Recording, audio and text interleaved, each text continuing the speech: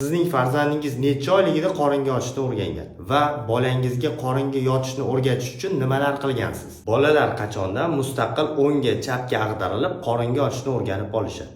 Bolalar o'rtacha 4-6 oyliklar orasida mustaqil qoringa ochishni o'rganib olishadi. Qoringa ochish ham ketma-ketlikda bo'ladi. Dastavval bolani qorniga o'zimiz yotqizganimizda 4 oyligidan keyin mustaqil harakat qilib, beliga yotib olishni o'rganadi. 5 oylik bola qiyinchiliklar bilan bo'lsa ham mustaqil qorniga yota oladi.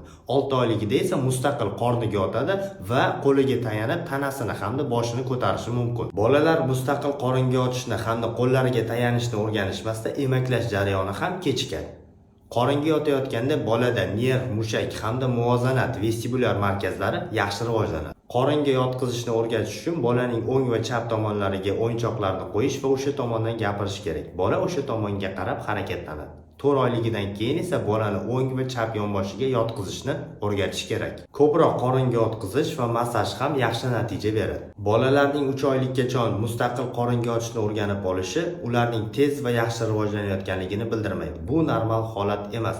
6 oylikda ham bolalar qoringa ochishni o'rganib olishmasa, ularda nevrologik kasalliklar, mushaklar gipotonusi holatlari kuzatilishi mumkin.